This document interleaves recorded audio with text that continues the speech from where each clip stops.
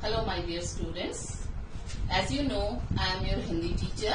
So today I am going to start second assignment. Okay, class 1 session 1 Hindi literature पाठ 3 बच्चों के चाचा नेहरू उनकी जीवनी के बारे में आज हम पढ़ेंगे। बच्चों, भारत में अनेक ऐसे महापुरुष पैदा हुए हैं जिन्होंने जीवन भर देश की सेवा की।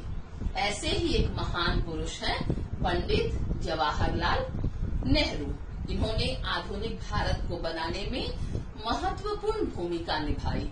भारत के आर्थिक सामाजिक विकास हेतु ये जीवन भर प्रयासरत रहे। बच्चों, आप जानते हो बच्चों के चाचा नेहरू, चाचा नेहरू, बच्चे उन्हें प्यार से चाचा नेहरू कहते थे क्योंकि उन्हें बच्चों से बहुत ही प्यार था। आज हम उनकी जीवनी के बारे में कुछ पढ़ेंगे। उससे पहले मैं आपको कुछ शब्दों के शब्दार्थ और उनके अर्थ समझा देती हूँ, ताकि जब आप किताब को पढ़ेंगे उस समय आपको उनके अर्थ समझने में कोई परेशानी ना हो। जैसे स्वतंत्र, स्वतंत्र का मतलब होता है आजाद, यानी आजाद हो जाना। प्रयत्न, कोशिश, आपने किसी चीज की कोशिश की, जैसे आप लिखने की कोशिश कर रहे हैं, आपको लिखना नहीं आता परंतु आप लिखने की कोशिश कर रहे हैं, उसे कहते हैं प्रयत्न।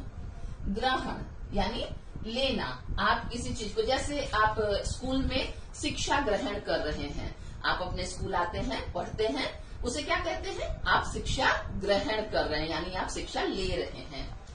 सर्वप्रिय, सबका प्यारा, जो सबका प्यारा होता है, जिसे सब लोग प्यार करते हैं, उसे सर्वप्रिय, या फिर हमारे लिए जो सबसे प्रिय होता है उसे हम सर्वप्रिय कहते हैं।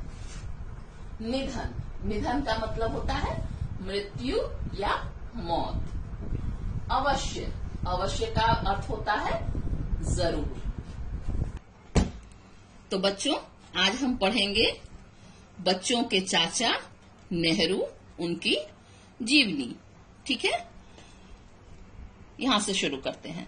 आपने पंडित जवाहरलाल नेहरू का नाम तो अवश्य सुना होगा। पंडित जी स्वतंत्र भारत के प्रथम प्रधानमंत्री थे। नेहरू जी लगभग 17 वर्ष तक भारत के प्रधानमंत्री रहे। इनका जन्म 14 नवंबर 1889 को इलाहाबाद में हुआ। इनके पिता का नाम पंडित मोतीलाल नेहरू और माता का नाम स्वरूप रानी था। तो बच्चों, पंडित जवाहरलाल नेहरू के बारे में आपको मैंने इतना बताया कि वो स्वतंत्र भारत के प्रथम प्रधानमंत्री थे। तो आपको यह भी जानना चाहिए कि स्वतंत्र भारत के प्रथम प्रधानमंत्री यदि पंडित जवाहरलाल नेहरू थे, तो उस समय के प्रथम राष्ट्रपति डॉक्टर राजेंद्र प्रसाद थे। ठीक है, और उनका जन्म कहाँ हुआ? इलाहाबाद में हुआ।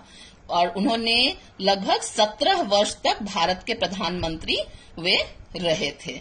उनके पिता का नाम पंडित मोतीलाल नेहरू था और माता का नाम स्वरूप रानी था। इन्होंने भारत और इंग्लैंड में शिक्षा ग्रहण की। जैसा कि मैंने बताया आपको, ग्रहण मतलब लेना। तो इन्होंने भारत में और इंग्लैंड, इन्होंने भारत में भी पढ़ाई की और इंग्लैंड में इन्होंने उच्च शिक्षा के लिए ये इंग्लैंड भी गए थे पढ़ाई करने के लिए। इनका विवाह कमला देवी से हुआ।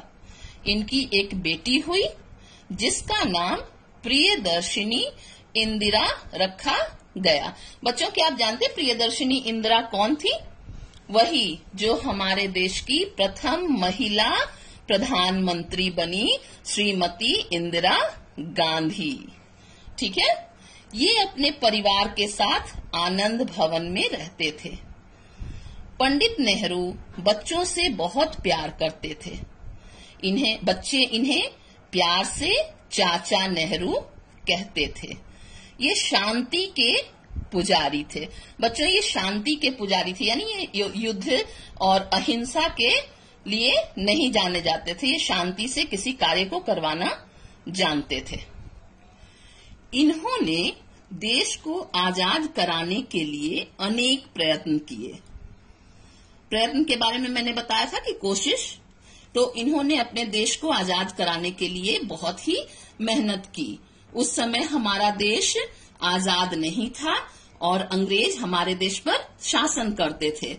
उन्हें यहां से भगाने के लिए उन्होंने बहुत सारे प्रयत्न किए। वर्ष 1955 में इन्हें भारत रत्न से सम्मानित किया गया। किससे सम्मानित किया गया? भारत रत्न से, यानी उन्हें पुरस्कृत किया गया। महात्मा गांधी इन्हें अपना सर्वप्रिय शिष्य मानते थे। जैसा कि आप जानते हैं महात्मा गांधी के बारे में, यह तो हमारे क्यों, ये तो विश्व के परम पूज्य बापू के नाम से जाने जाते हैं।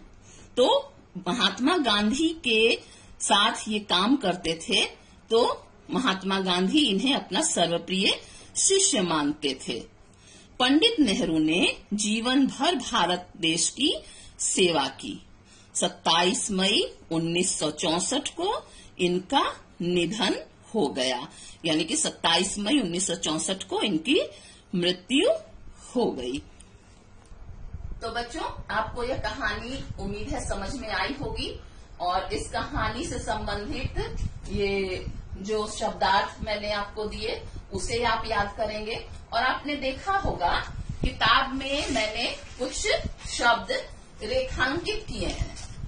आपने देखा होगा इन शब्दों को मैंने रेखांकित किया है। ये कठिन शब्द हैं जिन्हें आपको पढ़ना है, उन्हें लिखना है और उनका अभ्यास करना है, ताकि आपकी मात्रा की जो समस्या है वह दूर हो जाए।